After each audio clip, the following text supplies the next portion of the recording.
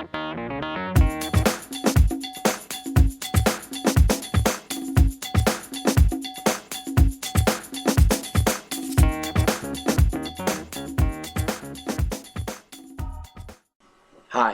my name is Albert Tablanti. This video will explain why information literacy should be a required credit-bearing college course nationwide. More specifically, I will be talking about how information literacy has been affected by participatory culture, and that is why I believe that participatory culture's effect on information literacy has made it necessary that information literacy becomes a credit-bearing class in all colleges. Participatory culture has had a tremendous influence on the information environment of our society. This effect of participatory culture has made information literacy more important than ever. This video will explore the meaning and history of the terms participatory culture and information literacy. I will also establish a connection between these two terms. I will then show how these two concepts are changing the educational environment in the present and how they will point the direction of education in the future. Participatory culture and information literacy are a reality that is here and now. The proposition of this video is that information literacy should be a necessary course in all higher education in the United States. The IGI Global website has a list of 8 definitions of participatory culture in its online dictionary. The first 2 definitions are: 1. A culture in which artistic expression and civic engagement are valued and are oriented towards creating and sharing one's creations. 2. A culture where spaces or processes give people the means to take part and contribute. According to these 2 descriptions, the concept of participatory culture has been in existence way before the advent of the World Wide Web. Further research has found that the National Amateur Press Association was founded in 1876. These organizations were comprised of young people who were hand typing and printing their own publications. These individual publications were mailed to a central distributor who would circulate the literature among its members.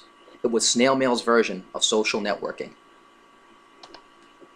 The third definition, provided by IGI, is a more current description and brings us into the heart of new media and new literacies. Participatory culture is a term that subsumes a wide array of activities that users perform in the digital age. Some of the activities users perform frequently, such as do-it-yourself, matching up of music to create identities, crowdsourcing, blogging, fan cultures, community organizing, exemplify participatory culture. This third definition also quotes Henry Jenkins as defining participatory culture as one which allows free expression of artistic talent and civic engagement, sharing one's creations with others.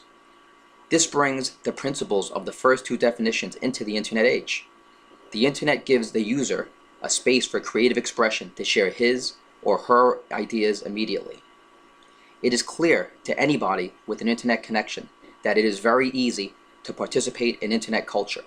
Social networking and network publics have become the norm. The internet gives all its users the power to be consumers and producers of information at the same time. My 3-year-old daughter has watched so many YouTube video tutorials that she made her own tutorial on how to curl hair. Now, the concept of information literacy was developed in the 1980s when the United States educational system was in crisis. Reports documented the falling standards of American instruction, and information literacy was an attempt to slow down the slide of the scholastic skills of our youth. The United States National Forum on Information Literacy was formed to define the term and structure steps to increasing the educational standards of our country. The NFIL defined the term as an individual's ability to know when there is a need for information, to be able to identify, locate, synthesize, evaluate, and effectively use that information for the issue or problem at hand. As you can see from this slide, the NFIL believes that information literacy is the umbrella term for all 21st century literacies. That includes digital literacy, media literacy, technology literacy, visual literacy, health literacy, and scientific literacy. I am sure that this is up for debate, and this could be a topic for another video. But what are these information literacy skills? Where I teach information literacy at ASA College, we use 5 standards set up by the Association of College and Research Libraries. To sum up the ACRL 5 standards, students learn how to determine the need for information, access information, evaluate information, and incorporate information for a specific purpose, and to use it legally and ethically. There were many academic articles to choose from that make the connection between participatory culture and information literacy. I chose this article in particular because it demonstrated the intimate connection between these two concepts and a drive towards my thesis of mandating information literacy as a compulsory course in colleges and universities.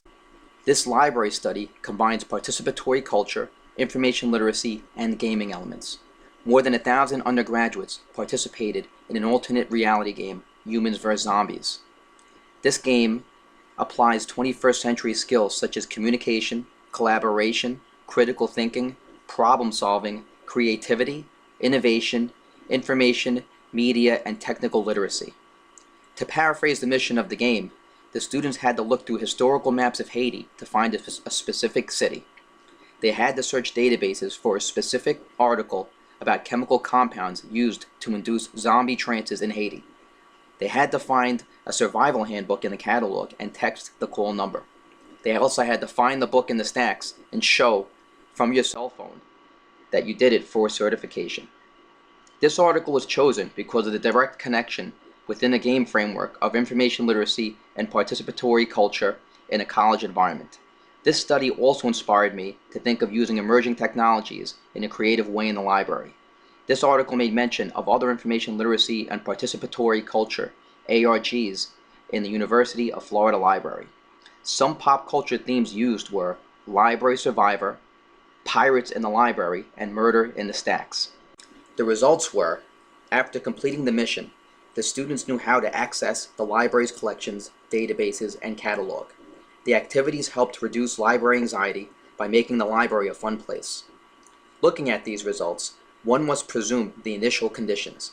If the students learned how to access various library resources, they must have been lacking in information literacy skills beforehand. If these activities helped ease library anxiety, then one must suppose that many students have a fear of information gathering in the library. These two assumptions and documented results demonstrate the need for information literacy to not be a voluntary activity, but a 4-credit course in the nationwide core curriculum. Thank you.